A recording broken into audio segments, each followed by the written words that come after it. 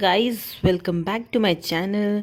और आज का जो वीडियो होने वाला है वो बहुत ही इंटरेस्टिंग होने वाला है और बहुत ही इम्पॉर्टेंट होने वाला है उन सभी लोगों के लिए जो कॉम्पिटिटिव एग्ज़ाम्स की प्रिपरेशन कर रहे हैं या कॉम्पिटिटिव एग्ज़ाम्स ऑलरेडी दे रहे हैं जॉब से रिलेटेड। तो गाइस, ऐसा कोई भी वीडियो मैंने पहले कभी नहीं बनाया है। This is my first time and I hope that it will help you to change your perspective related to GS. So yes guys, we are going to talk about general studies और कैसे मैं इसके notes बनाती हूँ, कैसे उनको categories में divide करती हूँ।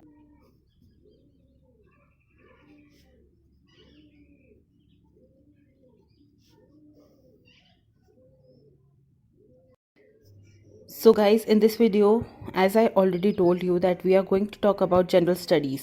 So general studies is a very important subject, a very important section which comes in every competitive exams.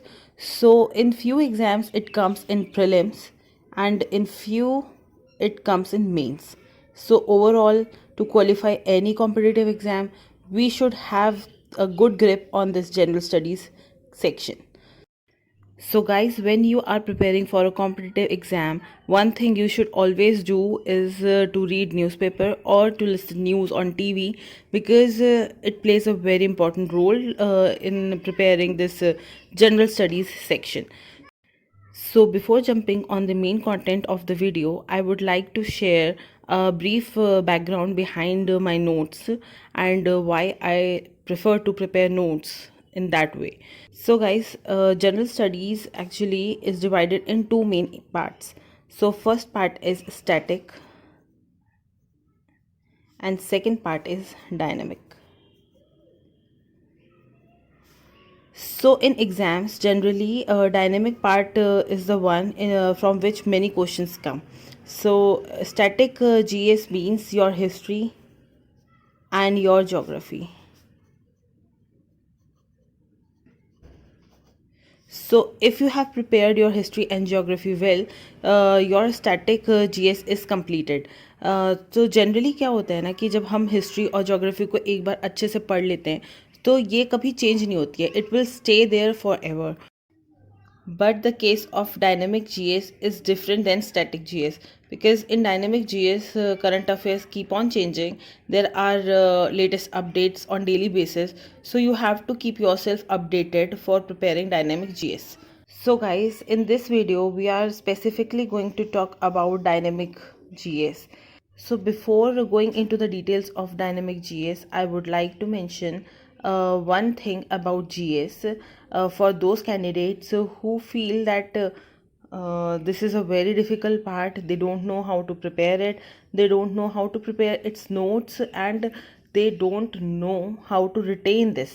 So I would like to mention one thing, that when you give exam, you have seen that there is a section which consists of English,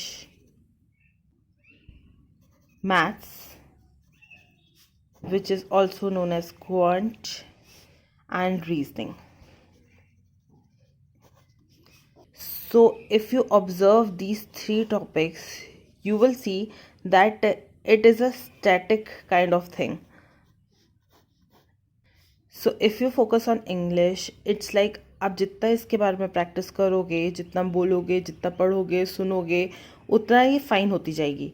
ऐसे ही अगर हम maths और quant की बात करते हैं, उसमें क्या है कि अगर आपको फंडामेंटल्स क्लियर हैं, आपको फॉर्मूलाज आते हैं, आपको कॉन्सेप्ट क्लियर है, इवन रीजनिंग में कॉन्सेप्ट क्लियर है, तो over the period of years जो डिफ़िकल्टी लेवल है बस वो ही चेंज होगा क्वेश्चन पेपर में. अदरवाइज़ ये सेम ही फंडामेंटल्स पे वर्क करेंगे. इसके साथ हमें एक बार मेहनत करनी है और उसके बाद ये आपका प्रिपेयर हो जाएगा. But this is not the case with dynamic GS, because it keep on changing on daily basis. So GS क्या है, एक बहुत इंटरेस्टिंग कैटेगरी है, बहुत इम्पॉर्टेंट टॉपिक है. और आप इससे कभी बोर नहीं हो सकते, क्योंकि रोज़ ही आपको इसमें कुछ ना कुछ नया सीखने के लिए मिलेगा. आपकी रोज़ ही नॉलेज बढ़ेगी. आपको कोई भी सेम चीज़ रिपीटेडली नहीं पढ़नी है, तो आपको ये इसीलिए बहुत अच्छा लगेगा और शायद यही इसकी एक ब्यूटी है. So now coming straight to the notes. So जो नोट्स मैं बनाती हूँ जीएस के, वो मैं 14 कैटेगरीज में स्प्लिट कर देती हूँ. ऐसा मैं क्यों करती हूँ? फर्स्ट थिंग इज़, जब मैं नोट्स बनाती हूँ, लिखती हूँ, तो it helps me to retain. Second thing is, ये मुझे ऑर्गेनाइज करने में बहुत इजी होता है। थर्ड थिंग इज़, मेरे को इसको देख के स्ट्रेस नहीं होता है, क्योंकि अगर आपके पास नोट्स हैं प्रॉपरली कैटेगरी वाइज, तो आपको उसको रिवाइज करने में कोई स्ट्रेस नहीं होगा। और इसी से हमारा फोर्थ पॉइंट आ जाता है कि इजीली आप उसको रिवाइज कर सकते हो। फिर आपका नेक्स्ट पॉइंट आ जाता है कि जब आपको कोई भी एग्ज़ाम देना पड़ता है, जैसे कि हम अपना एसबीआई का या आईबीपीएस का एग्ज़ाम देते हैं, तो हमें पता है कि उसमें न्यूज़ स्पेशली लिखा होता है जनरल स्टडीज़ का कि with reference to banking industry.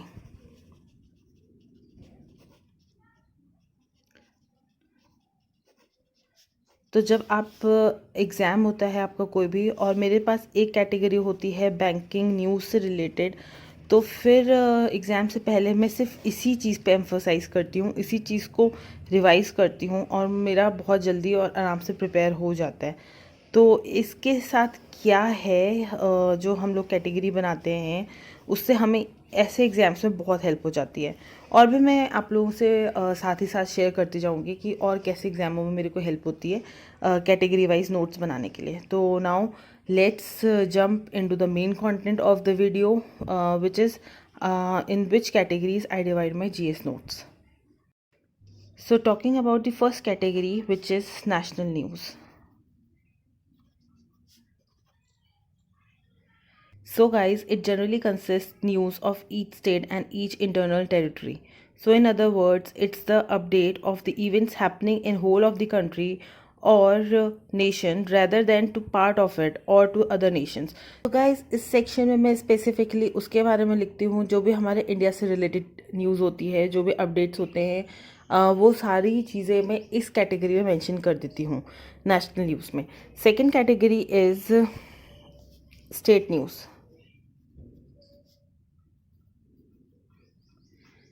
In this, I like to pen down events happening in particular state. So currently we are having elections in Kolkata, and in future we will have elections in Assam. So here is a state-wise thing. So any updates related to states, I like to mention in state news. So now coming to the third category, which is international news.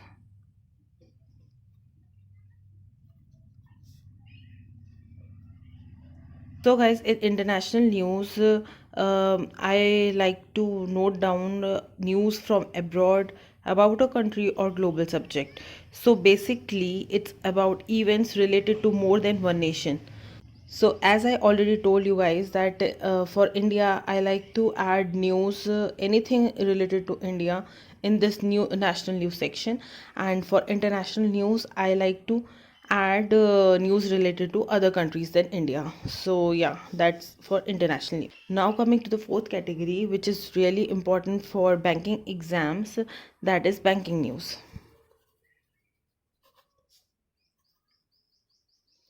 In this category, I would like to mention any updates, any latest news related to banks. तो कोई भी updates है bank से related, वो मैं इसमें लिख देती हूँ। जैसे कि बैंक्स कोई बंद हो रहे हैं या मर्ज हो रहे हैं, प्राइवेटाइजेशन हो रहा है, किसी बैंक ने कोई अच्छी स्कीम निकाल दी, कोई एटीएम कार्ड निकाल दिया, या कोई और फैसिलिटी निकाल दी, या उस फैसिलिटी का नाम क्या है, तो कोई भी अपडेट्स होते हैं बैंक से रिलेटेड, वो मैं इस बैंकिंग न्यूज़ के सेक्शन में ऐड कर देती हूँ। So guys, now coming to the fifth category, which is defense news. In this section, I write any updates about politics, business, and technology of defense. So basically, I like to write anything related to defense in defense news category. Now coming to the sixth category, which is appointment.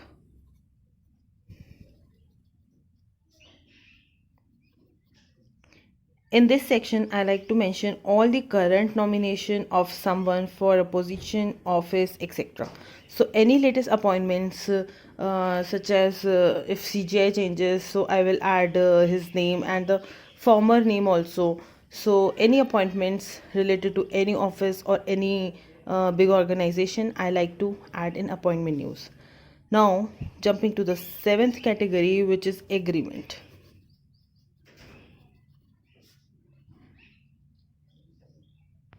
So guys, in this part, I pen down manifestation of mutual assent by two or more countries, authorities, etc. to one another. सारे updates होते रहते हैं MOU को लेके या किसी भी organisation ने आपस में साइन करा होता है तो फिर उससे रिलेटेड कोई भी न्यूज़ होती है वो मैं एग्रीमेंट न्यूज़ में मेंशन कर देती हूँ. Eighth category is books and authors.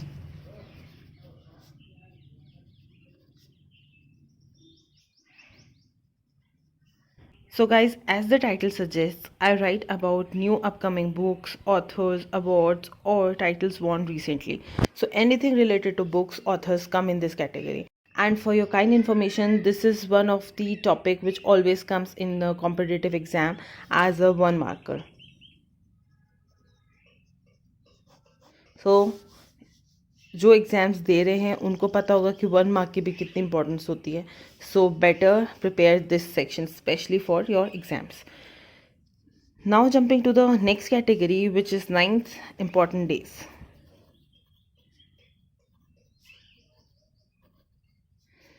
So guys important days जो है वो आप देखोगे उसमें नए नए ऐड भी होते चले जाते हैं. ऐसा नहीं है कि ये एक स्टैटिक पार्ट है, it is a dynamic part. तो अभी हमारा वैक्सीन डे भी एक बना है क्योंकि कोविड की वैक्सीन जब हमारी लॉन्च हुई थी बनी थी उससे रिलेटेड भी एक वैक्सीन डे भी बन गया है. तो ऐसे अपडेट्स होते चले जाते हैं. And like books and author, this is also one marker. आप कभी कोई एग्ज़ाम दोगे या देते हो तो आपको पता होगा कि these both sections are one marker. So आपको अगर ये वेल प्रिपेयर्ड हो तो आपके 2 मार्क्स कहीं नहीं जा रहे हैं एग्जाम्स में. Next category is 10th category which is obituary news.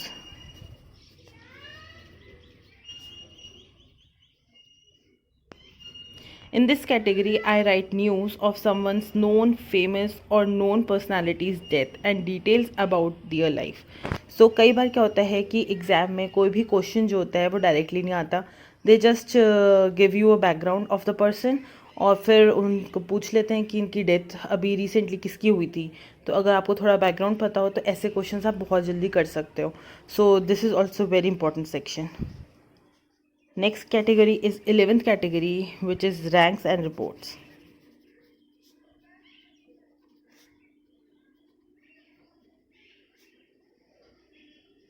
Personally मुझे ये वाली जो कैटेगरी है थोड़ी बोरिंग लगती है. एज द नेम सजेस्ट इसमें रैंक्स एंड रिपोर्ट्स की न्यूज़ ही मैं लिखती हूँ और ये मुझे ज़्यादा पसंद नहीं है. तो या that's all about this category. So next category 12th category is science and technology.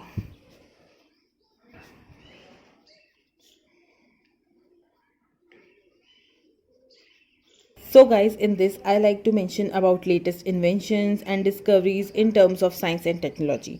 So कोई भी रॉकेट लॉन्च होता है या फिर कोई भी नई टेक्नोलॉजी आती है, इवन अभी वैक्सीन से रिलेटेड भी बहुत सारी फार्मास्यूटिकल इंडस्ट्री में अपडेट्स हुए थे.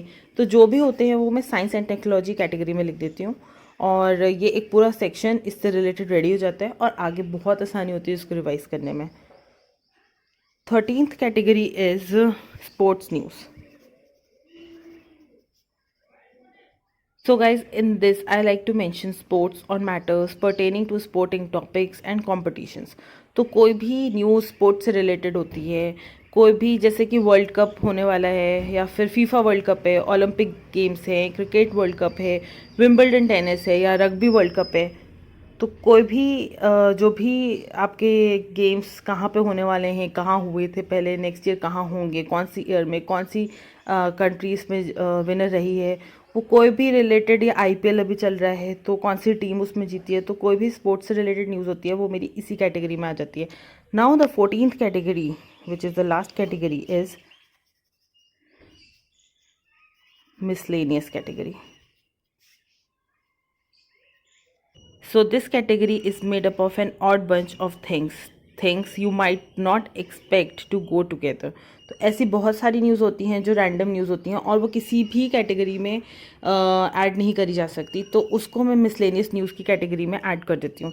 जैसे रिसेंटली अभी पावर ग्रिड कॉरपोरेशन ने ई टेंडरिंग पोर्टल लॉन्च किया था, वो न्यूज़ मेरी किसी भी कैटेगरी में नहीं फिट हो रही थी, तो वो मैंने रैंडम न्यूज़ मिसलेनियस कैटेगरी में ही ऐड कर दी. ऐसे ही हमारे एक यूनियन मिनिस्टर हैं, union minister of education mister Ramesh, उन्होंने शहीद भगत सिंह स्मारक जो दिल्ली में है उसे इनॉग्रेट करा था। तो ऐसी कोई न्यूज़ जो है वो मैं इस मिसलेनियस न्यूज़ की कैटेगरी में ही ऐड कर देती हूँ। और ये भी एक बहुत इंपॉर्टेंट सेक्शन है क्योंकि बहुत सारी ऐसी मिसलेनियस रैंडम न्यूज़ होती हैं जो आप कहाँ लिखोगे। तो guys this is all for the video. अगर आपको ये वीडियो अच्छी लगी है, ये यूज़फुल लगी है और आप चाहते हो कि मैं इस टाइप की कोई भी टिप्स अपने से रिलेटेड आप लोगों से शेयर करूं और आप लोगों को इससे हेल्प मिलती है, तो प्लीज़ आप इस वीडियो को ज़रूर लाइक करिएगा और कमेंट सेक्शन में अपने व्यूज़ भी लिखिएगा और इस चैनल को ज़रूर सब्सक्राइब करेगा। देखिए सब्सक्रिप्शन जो है वो फ्री है, लेकिन इस फ्री सब्सक्रिप्शन के साथ जो हमें मिलता है वो मिलता है एनकरेजमेंट, जो बहुत ज़रूरी है ऐसे वीडियोस बनाने के लिए, क्योंकि कोई भी वीडियो बनाने के लिए ना बहुत एफर्ट लगता है। So guys see you in my next video. Bye bye.